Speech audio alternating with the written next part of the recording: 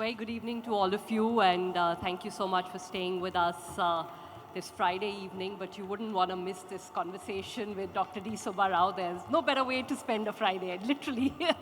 So very happy to have you here, sir. And actually, a lovely way, the panel before this was absolutely fabulous, engaging, brought together some of the issues that we are facing and debating today. And now, sir, we have an opportunity with you to look back a little bit, but also tie things to what we are seeing today, because in many ways, the more things change, the more they stay the same. And I'm sure you feel that when you hear the current discourse. So I'm going to start, sir, with asking you a little bit about the economy. Not so much about individual data points, but you would see the discourse in the newspapers these days. There has been a slowdown in growth, and once again, we are discussing whether this is a cyclical slowdown or a structural slowdown. You've seen this debate play out so many times through your career, first as a top bureaucrat, then as a central banker. So I have to start by asking you, A, what you think of the current economy, but also what feelings and thoughts go through your mind when you see these same headlines every 5 years almost? Thank you, Veera. First of all, I want to say that I don't have all the answers, nor am I answerable anymore. So listen to it with a pinch of salt.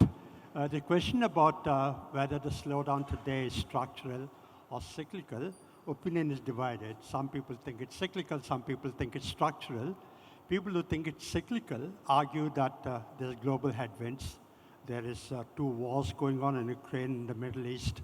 There's trade and tariff wars. The domestic headwinds, there is monetary policy was tight for the last 2.5 years, except for the last policy decision. There was fiscal consolidation as well. So given these headwinds, growth had slowed, but this is going to repair. Global situation is going to improve. Domestic situation has started to improve. Reserve Bank has started to cut interest rates. And the public investment done by the government is going to crowd in private investments. So these cyclical trends are going to reverse, and it is a cyclical slowdown. On the other hand, people who think it's a structural slowdown argue that, look, the economy was already slowing down. Throw your mind back to 2016, 17. We'd gone from 7% to 6% to 5% to 4%. So economy was already slowing down. The growth we saw in the last 3-4 years is a rebound from the COVID dip. First, fueled by consumption, because people, revenge spending and all that phrases that you people coined. And over the last 2 years, government spending. But those engines have dried up. Today, where are the growth drivers? There is no consumption. Economy is growing at 6.5%. Consumption is growing at 3%. And consumption has to be our biggest growth driver. For an economy like ours, we can continue to grow only if we put income in the hands of the low income segments. We're not doing that. So consumption is not going to help. Private investment has declined. Private investment was 25% of GDP, it's 12 to 13% of GDP. Exports, the global situation continues to be dire. And it's not just Trump and trade wars. It is also the structural factors, aging factors, demographic changes, secular stagnation. So it requires a leap of faith to believe that the global situation is going to repair in short order. So people who argue that it is structural slowdown ask, where is the structural growth driver? Okay? So in my own view, I think the slowdown is largely structural, partly cyclical. So is this debate any different from the debate you were having when you were there? Some of these issues, surely you think back to having had this conversation again and again, many times over the cycles. Yeah, we had gone through our own version of great moderation just before I came into the Reserve Bank. Then we had a global financial crisis, and then stagflation and policy paralysis. So we've gone through cycles. That's true. There's another similarity between the current situation, Dr. Subbarao, in some way, and when you were there. So, one of the factors that, in a rare comment, the finance ministry attributed to this slowdown was some of the central bank's regulations. The RBI had tightened personal loan rules. They were sort of keeping liquidity very tight. and I think late last year in one of the economic reports, the government actually put it down in words, which is rare, blaming part of the slowdown on the RBI's policies. As I was just sitting at the back, took me back to the government saying, we must walk alone. Yeah. These frictions, particularly on regulation, not just on interest rates, do you see them becoming more and more sort of extreme? Do they become tougher to maneuver with the government? Because in interest rates, you have 3 variables, growth, inflation, and a rate.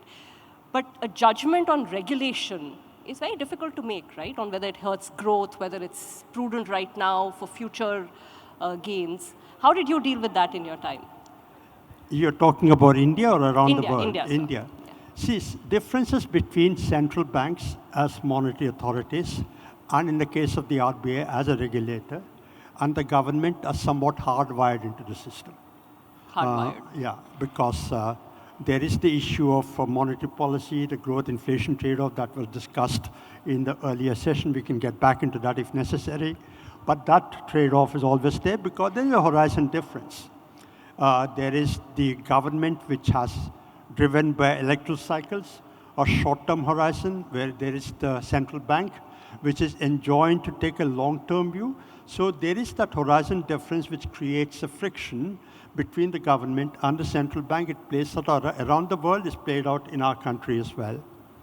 On regulation, the differences are more subtle because the markets, financial sector people understand that, but the larger public don't understand the nitty-gritty of regulation.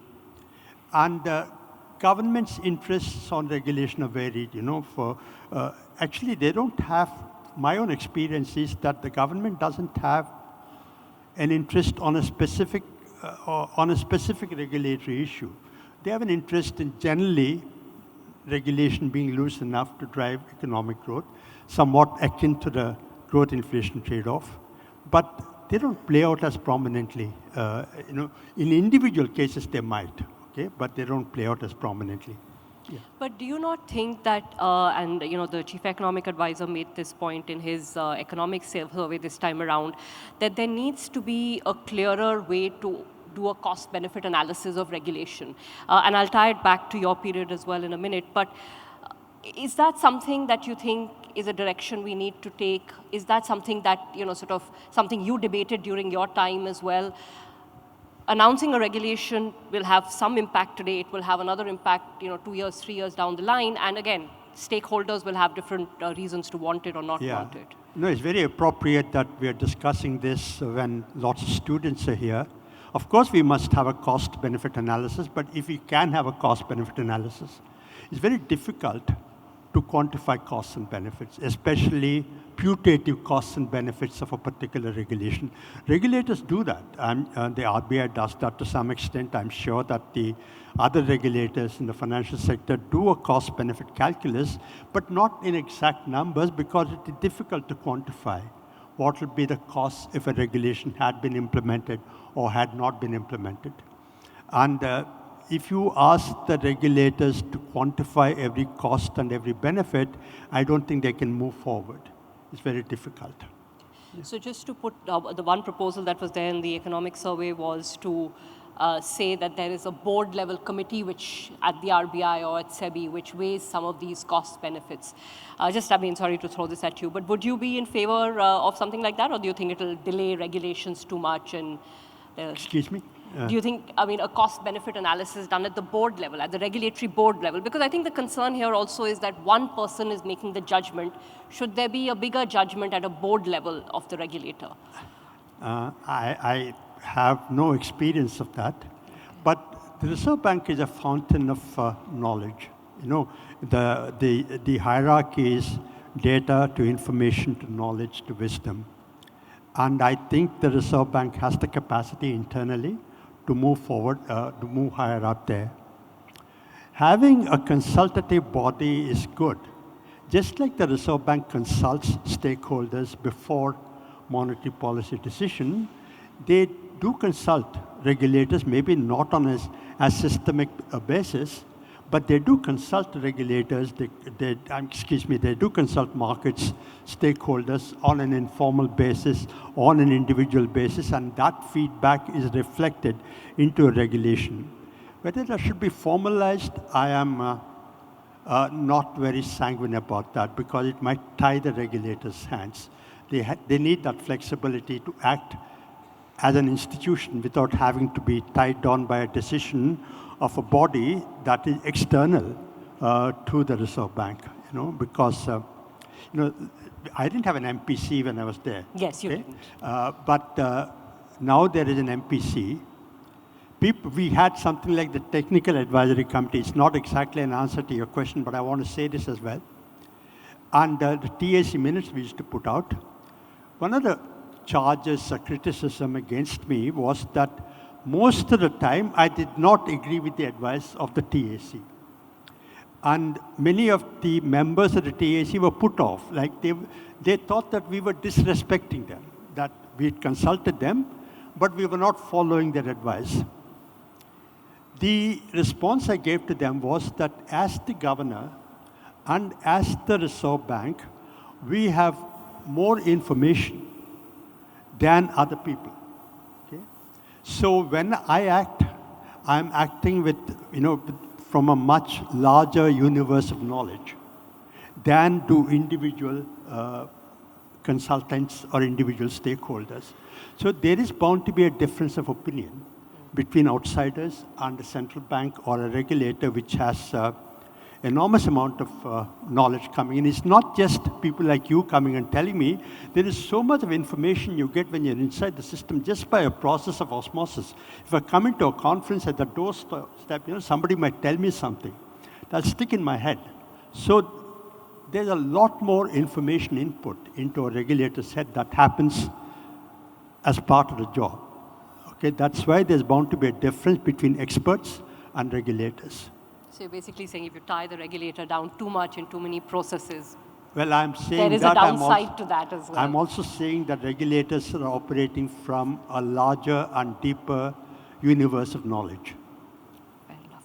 Dr. Subbarao, I want to take you back to one other experience of yours, which I think would be very, very useful to hear in the current point of time.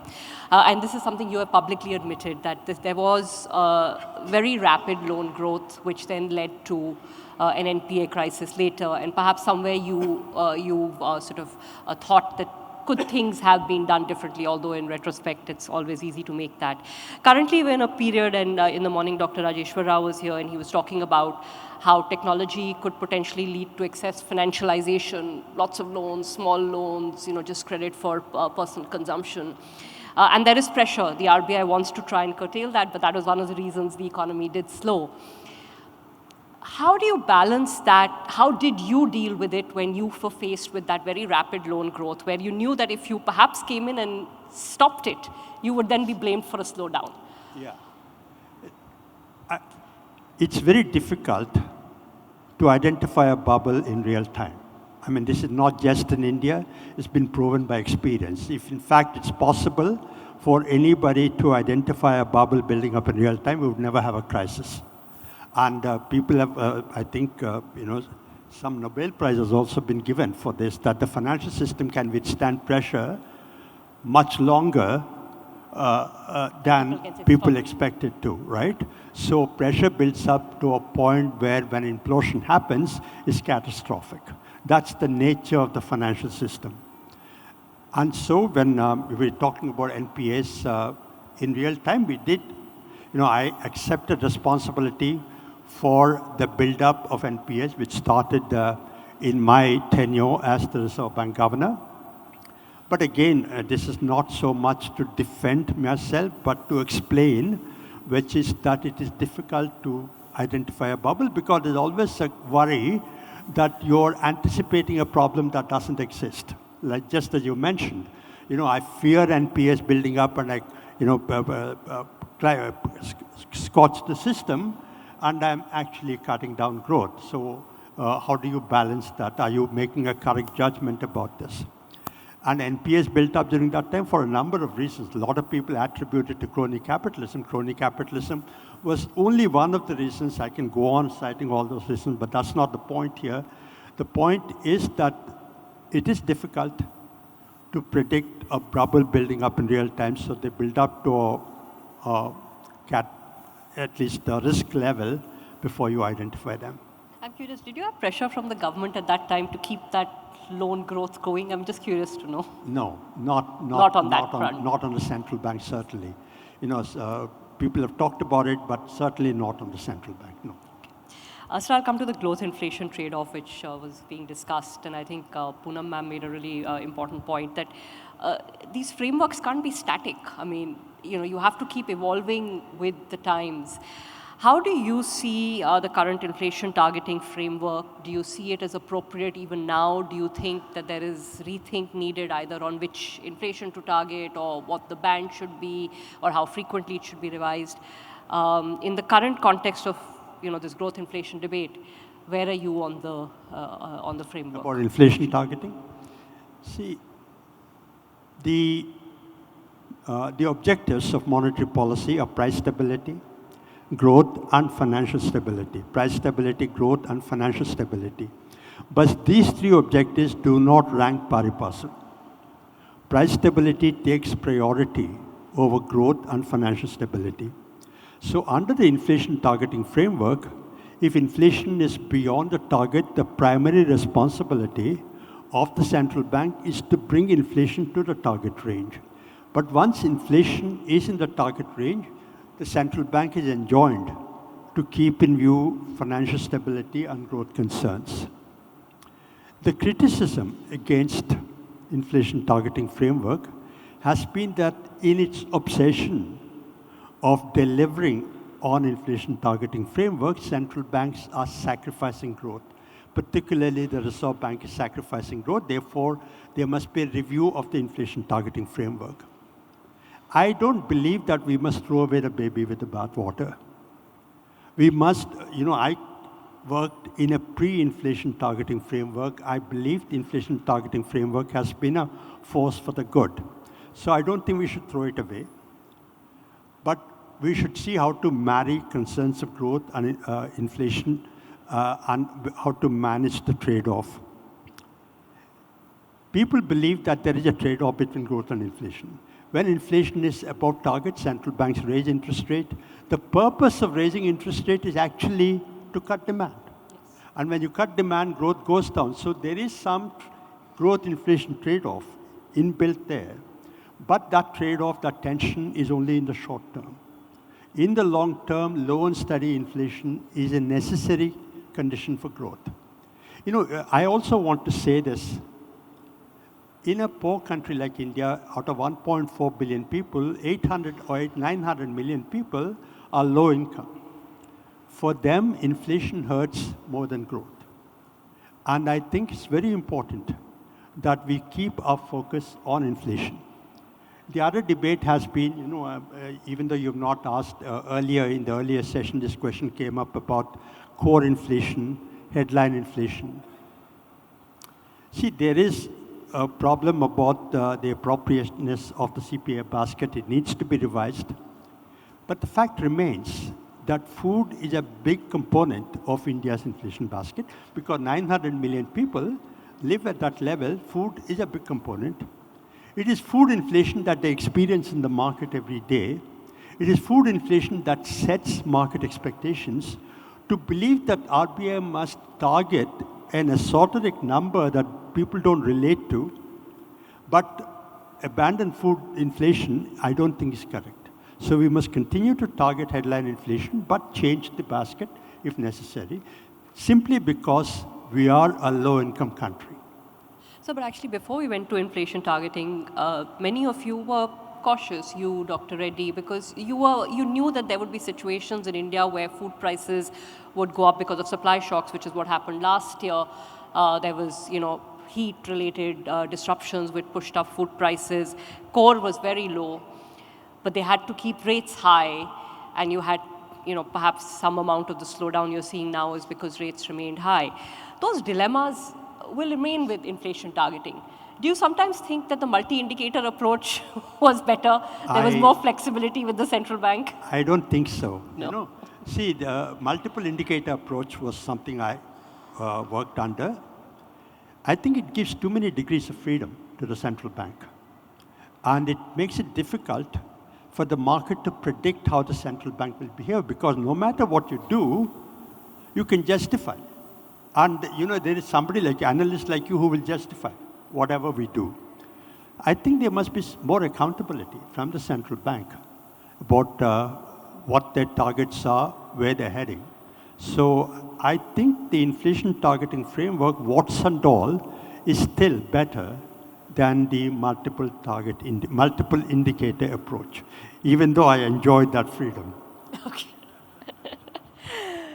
So I'll move to another aspect of your period where your experience and your challenges will be great learnings right now, and that is a challenging global scenario. I mean, you faced one of the most challenging global scenarios. We are in a year, this year, when everything the RBI is doing in many ways is getting dictated by what's happening globally. I mean, some global local factors as well, but on a daily basis, the intervention, then infusing liquidity, they're just reacting to what is happening globally. How did you deal with a situation where you were at the reacting end and had very little control in some ways? It must have been a challenge. It must have been a huge challenge. Yeah, it's certainly a big challenge, because we not only have to respond to what's happening in our market, we have to respond to what's happening outside.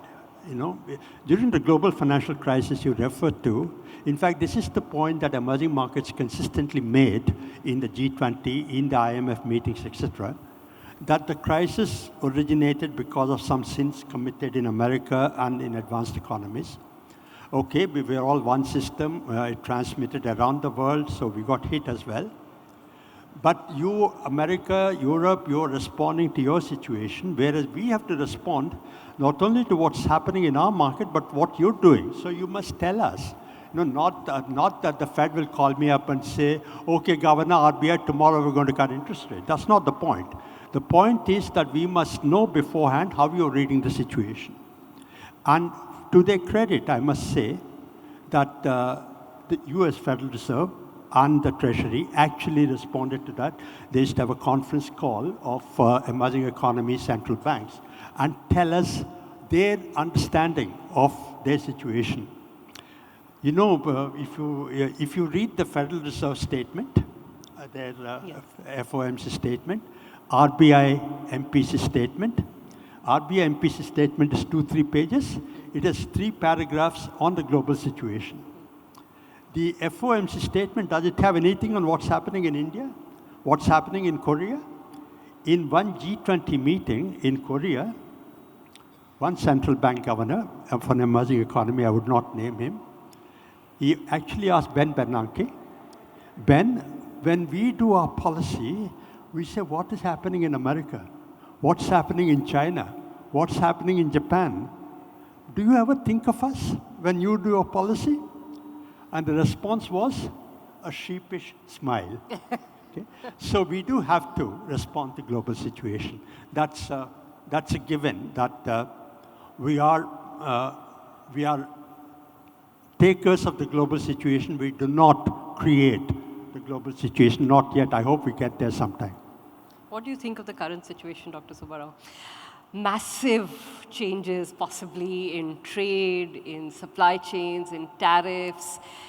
I mean, I've been reading tons of reports from economists, and even they are, at a loss to explain how this is going to play out. I'm at a loss too, but thoughts I'm no more informed than anyone else. Trump has been in office, today is 21 Feb. He's been in office for just a month, and the world is already overwhelmed by his policies, his threats, his tactics, etc. And just 2 comments I want to make, which is that first, as far as Trump is concerned, he's made all these threats. Canada, Mexico has given them reprieve, China, tariffs on aluminum and steel, reciprocal tariffs is talked about. It's not clear to what extent it's going to go forward. It's not clear to what extent they will retaliate. It's not clear what sort of deals they might reach. There's too many moving parts, and I don't think it's possible for anyone to make an informed guess. The second comment I want to make is this, which is that for all Trump's bluster, it's unclear to what extent he can carry it forward. Because he's not only threatened to slap tariffs, he's also promised to cut taxes. He's vowed to deport illegal immigrants. So tariffs on imports, cutting taxes, deporting illegal immigrants, all these three things are going to fuel inflation in America. To what extent is the American public going to countenance this inflation? There'll be a cost of living index problem and there will be some backlash. And Trump is ultimately a politician.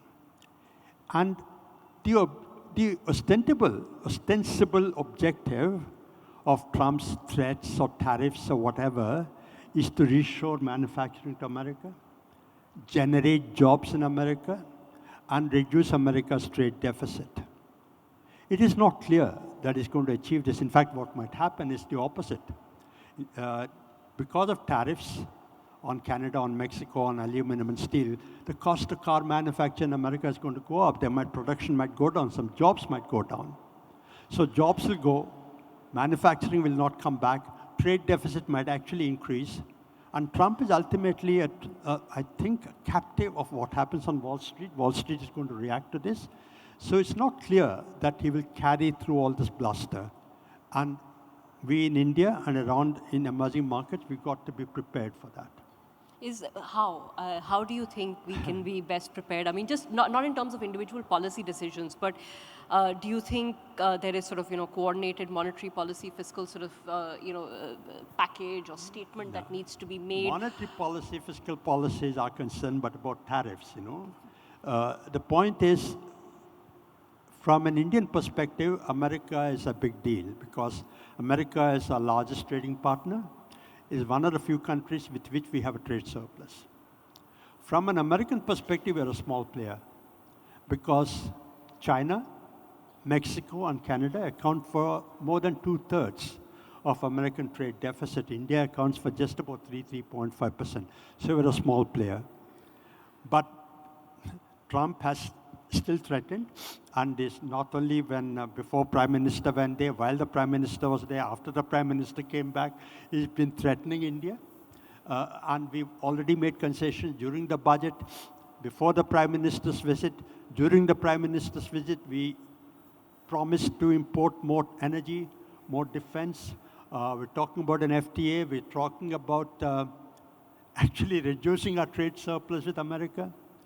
And if the FTA, let's assume the best possible scenario for India is that we have an FTA, or at least a limited FTA before September, that's the deadline. And Trump continues this tirade against China and other countries. That's the best of all possible worlds for India, right? Then we can hope to improve, trade around the world, because last time Trump imposed tariffs, we benefited from the trade diversion. Okay, this time same thing might happen because it is not tariffs against China. Tariffs against China hit other East Asian countries because they're all interlinked. So we can take advantage of that. Also, as a +1 destination in China +1, we have a prospect of becoming the +1. That is provided we can get our act together, And that's a big if because we've got to improve our productivity, we've got to improve ease of doing business, we've got to improve our credibility. That's a big, big deal. Just to tie it back to where we started, the domestic economy, isn't this the time when it's really important to do something, which lifts the animal spirits, as everyone has been talking about? Whatever reforms it is, package of reforms, but you have to get the domestic economy fired up. That is true, Ira. I keep, sometimes the Prime Minister, the Finance Minister have never asked me. But so I keep imagining that if the PM said, okay, you keep criticizing us, tell us one big idea that you must implement. Tell us one big deal. Apart from generalities, the skill gap and infrastructure gap and improve the efficiency, create jobs, what is one big idea that you can give the Prime Minister? I'm unable to crystallize in my mind. That one single idea that'll get our act going together, as maybe as Dr. Manmohan Singh used to say, there is no single idea answers for India. Okay? All single idea answers of India are wrong. Okay? It's too complex a country. That is a great, that's a great learning from him. Dr. Subbarao, two last questions. One actually is linked to this, and I borrowed this question from my friend and veteran journalist, Menka Doshi, who was making the observation that perhaps with the Trump world, the age of central banks, central banking leading the world is over. This is going to be the next few years of fiscal policy and political maneuvering sort of dictating everything around the world, right? You know, I'm no longer a central bank. I don't think about it so much. But central bankers, GFC, a global financial crisis, central bankers were blamed for sleeping at the wheel, for generating that crisis. And one of the things was inflation targeting. In pursuit of inflation targeting, they neglected financial stability brewing in the underbelly of the financial system. They neglected regulation. And they brewed the crisis. But one thing very surprising happened. Months after GFC, central bankers became masters of the universe, right? And they were being lauded. Time magazine had Bernanke was the man of the year. Central bankers as known figures all over the world. In fact, politicians became jealous of central bankers, right? That they were figuring more prominently. Whether politicians can take over central banks, I think if wisdom prevails, that won't happen. But because central banks, I believe, have played a stabilizing role, have been a counterpoise for governments which are driven by short-term election cycles. So central bankers have a role. And if wisdom prevails, they should not go. But I don't know. No, I didn't intend to say they would take over central banks. I meant that they will dominate. The politicians and fiscal policy will dominate the narrative more than central banks. I don't think so, because there are limits to fiscal policy, okay? And there are limits to monetary policy, but at least monetary policy has a clear objective. Fiscal policy, we talked about debt, and in fact, I wanted to comment. I didn't want to comment, but I will comment now. There was some international comparison. I'm sorry. First, let me answer your question. No, please go ahead. Fiscal policy has limitations because governments cannot keep borrowing ad infinitum. There are limits to how much governments can borrow. Okay? And whether international comparisons are fair. Somebody read out, Mr. Gambhir read out numbers of US so much, China so much, Japan so much, Europe so much, India is only 80%. We are safe. We are not safe. International comparisons are misleading. Debt to GDP, I can go into models and all that, but as long as we have a primary deficit, our debt is heavy. But an indicator of that is interest payments are the single largest component of expenditure of the central government and every one of the 29 state governments in the country. They are the single largest item of expenditure. Interest payments are the fastest growing item of expenditure for the central government and every one of the 29 states in the country. And this is a consequence of too much debt. So anybody who says that our debt is within safe limits, I think is wrong, in my view. Debt is a big problem for us. We need to bring the debt down, and we need to do expenditure restructuring, within the limited amount we have, how do we spend more on important things, less on unimportant things? But yes, so fiscal policy has limitations. I was just going to ask you about your book, actually, Dr. Subbarao. You have a new book out. Is that your reflections on some of your best and sort of toughest challenges? Yeah, well, a new book out is, I wrote a book, when I wrote my first book, Who Moved My Interest Rate, which is narrating my experiences as the governor of the Reserve Bank of India, that was motivated by a strong sense of purpose, that book. Because I believed, the experiences that I went through, my challenges and dilemmas would have some relevance, hopefully some guidance for future policymakers.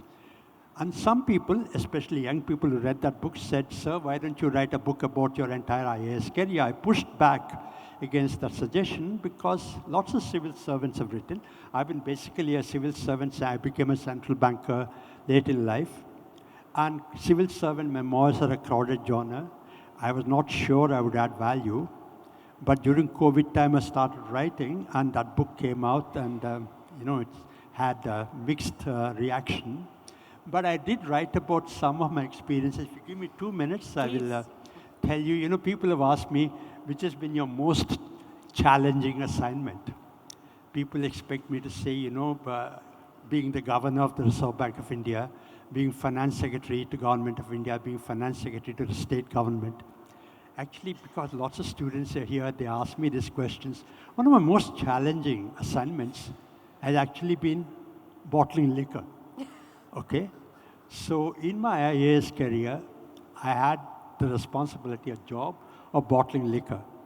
In the mid-1980s, I belonged to the Andhra Pradesh cadre. We had a chief minister called NTR. How many of you heard of NTR? He was a movie hero. Yeah, many of you. Fewer of you. Okay, that's okay. And he was not only a teetotaler, he had contempt for drinking. So he wanted to impose total prohibition. Finance department people pushed back saying, "Sir, how can we impose total prohibition? Excise revenue is the largest source of revenue. We can't afford to forego that. If we forego that, we can't implement your other schemes." So NTR knew that this is all nonsense. But anyway, he accepted the suggestion. He said, "If I can't impose total prohibition, I'll at least make sure that people don't drink adulterated liquor. We're going to supply government liquor in bottles," and they decided that the government will set up bottling plants in every one of the 23 districts of the state, and for some strange reason, they posted me as officer on special duty for adult bottling. That's a very mysterious title, officer on special duty for adult bottling. And you IAS toppers, every year they're interviewed. And what do they say why do you want to join the IAS? I want to join the IAS and change the world. Is this the way I'm going to change the world? Bottling liquor? And I go to weddings and I go to parties and say, "What are you doing?" "I'm bottling liquor." Okay? And this is a no-end job. This could not be done. No way I could do it in 9 months. I thought I was being set up for failure. So I went home, brooded for 3-4 days. Time clock was ticking. But then I picked up a team, and then I learned on the way. And in 9 months, we had all the 23 plants fully equipped, fully staffed, fully programmed, 3 days before the deadline. And I learned many lessons. One of the important lessons I learned is that, because they're students, I want to say, when you go to leadership seminars, you read books, what do they tell you? They tell you that the secret to success in life is to discover your passion and pursue it. Forget it. That is not my experience. The secret to success in life is to do whatever you're enjoying to do with passion. Because life does not always give you the opportunity to pursue your passion. So whatever you're enjoying to do, do it with passion. A huge round of applause, Dr. Subbarao. I'll end it at that. Thank you. I think there are questions from the audience. I'll hand it over Sorry, to I Dr. interrupted Sagar. you, but I have a question. No, so you have to stay. It's like the RBI press conferences. They never end. Dr. Sagar is going to... Okay, he's good. Thank you. is Thank you, coming Ira, us- for that thank you, wonderful sir. session. Thank you. Thank you. This was such an interesting. Madam, excuse me. A couple of questions. I'm okay, but I don't know about... yeah. Yeah, as a question. Sir, my name is Gopen Gupta, and my question is, in India, we lack mass transportation. Since last 30 years, you can just imagine, in a place like BKC, you're stuck up, like traveling in all traffic. I'm So sorry, I can't hear What you. I'm saying, is it okay? In India, since last 3 decades, you can just see mass transportation. Even come to a place like BKC, you are stuck up in traffic. So not much of improvement. My main question is that just imagine this internet connectivity, and we talk of AI and ML. In the age of data, everything has to be very fast. So in the digital age, we select so behind, even our calls drop, 2G, 4G, you keep 3-4 lines or whatever, so you'll fail with the world, You work 24 hours or like working from anywhere. So, just imagine So, okay, the telecom please be industry brief since last 4 on your decades. question. I would like to know the position So aren't we where we were 4 decades back? I'm not in the correct age group to answer that question, you know. I moved out of the working age people. So, Okay, next question, if anybody has. Please pass on the mic. sorry, I didn't mean to undermine your question, but it's just that I cannot think of an appropriate response. I think, I think, you know, digitally, yes, it's important, but we also need, you know, as human beings, we need physical connectivity as well.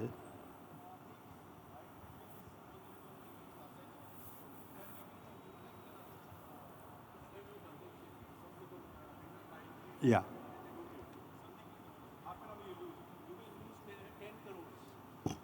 So your point taken, I mean, we have this debate about how to create international financial centers in India and all this thing, but let's move on with.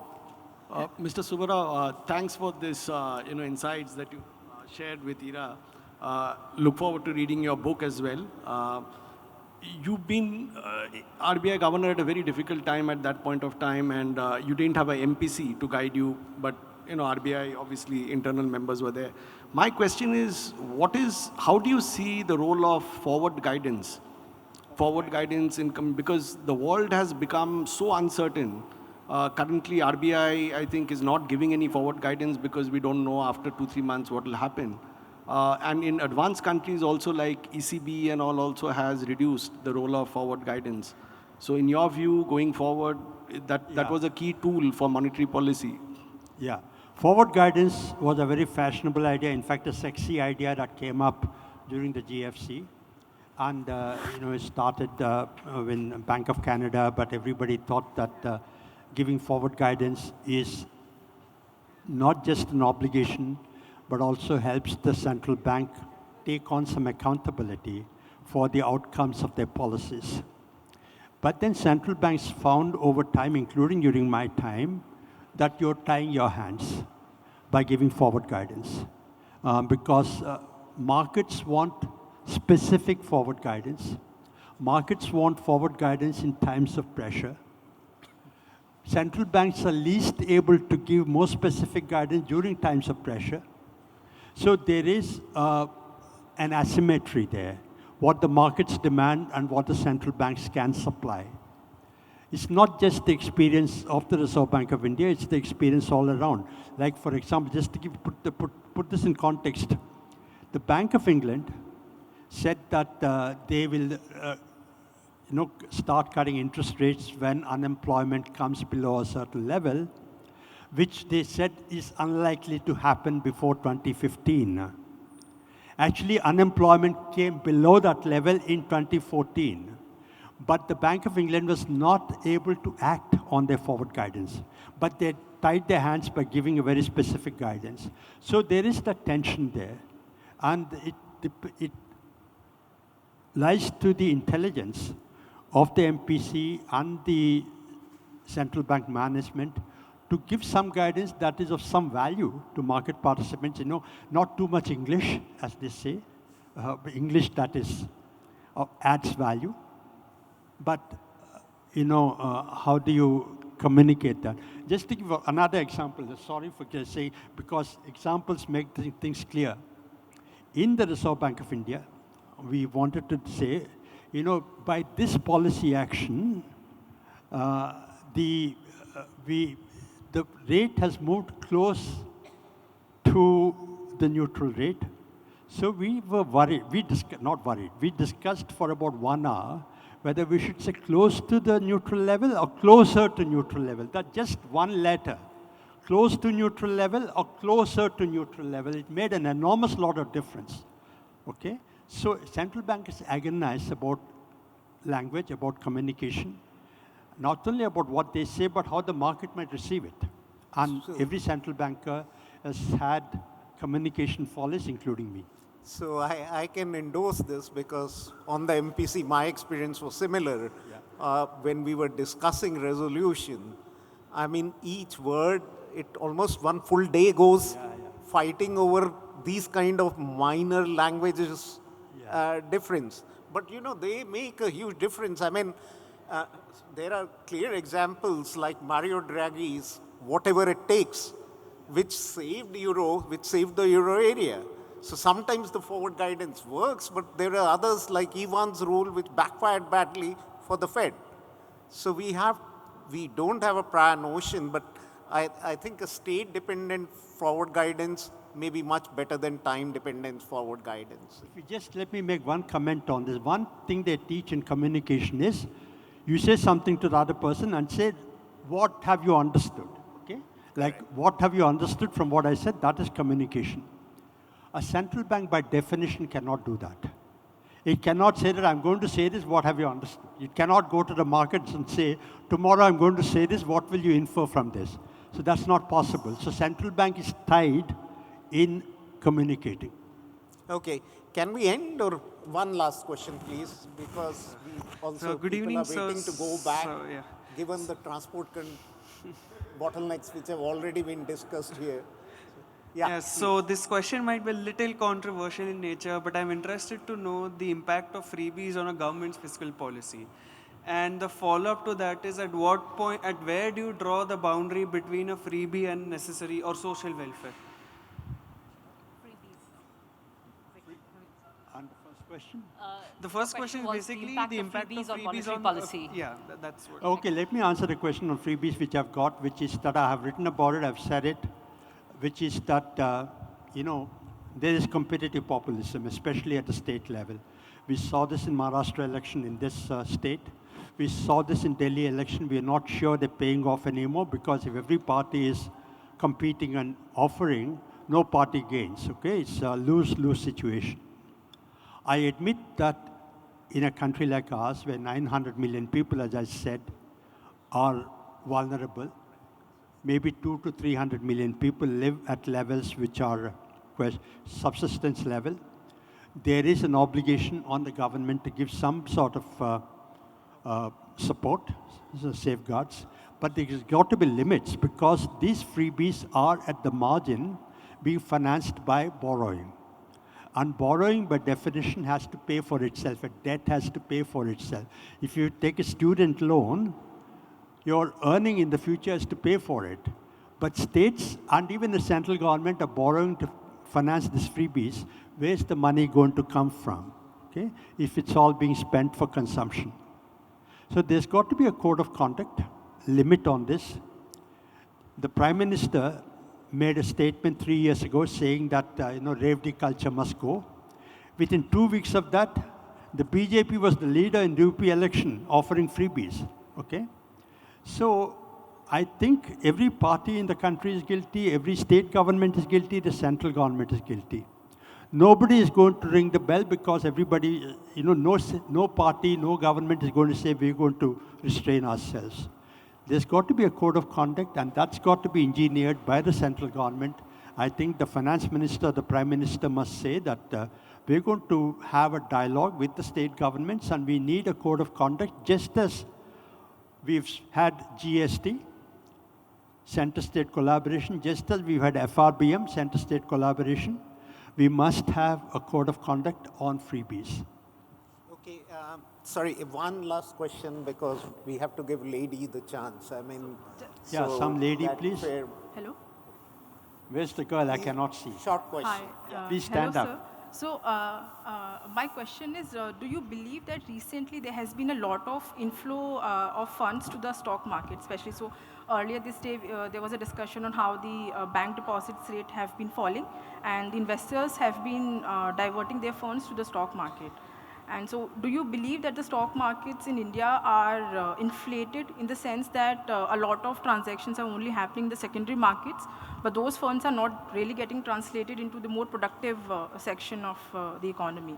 So otherwise you would not see such a fall in the deposit rates, right? Because if the investment is basically channelizing to more productive side, then the deposits will come to the bank, so which we are not seeing. So do you see this is a problem, and how do we tackle this thing? Yeah. The question is on whether too much money is flowing into stock markets for quick gains. Thank you. That's a very good question, but I am not equipped to answer that, because I don't follow markets, etc. But like we discussed during the day and the sessions that I attended in the afternoon. Some sort of discipline is important. Some sort of information dissemination is important. All this financial literacy, etc. So I cannot give a more specific response to that. Thank you. Okay, so over to.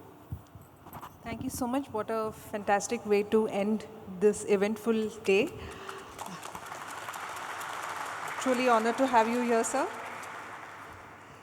I request Dr. Tirthankar Patnaik to felicitate our distinguished speaker.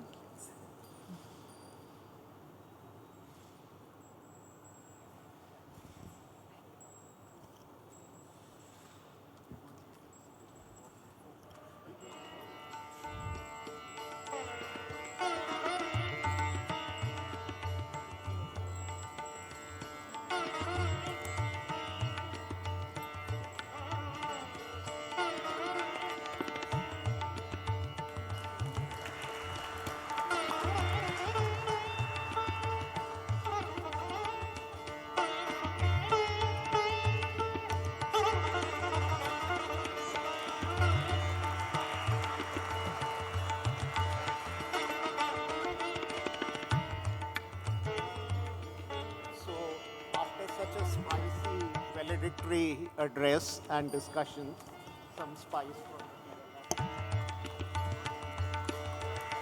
if during demonetization, somebody gave me something like this, I would have shown what's inside here. But now I'm not going to do that. Thank you very much.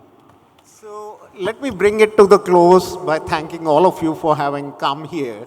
I mean, this has been a wonderful conference, the second annual conference. And I have to particularly thank Tirthankar, Ashiana, and Prasenjit, his team, who really worked very hard for the logistics and making this conference a success, and my colleagues from the IIMK, whom you have seen in various moderations and stuff. A lot of thought went into it. I am so happy that the conference went in a grand, delivered some key issues were discussed. And while final answers may not be there, I think this will set the ball rolling in thinking in trying to solve public policy issues. And that was the objective of the conference. And thank you. You can always reach out to Uruppika, the Center for Macroeconomics, Banking and Finance of IIMK, for further issues if anybody has on research and stuff in these areas. We are happy to help. Thank you.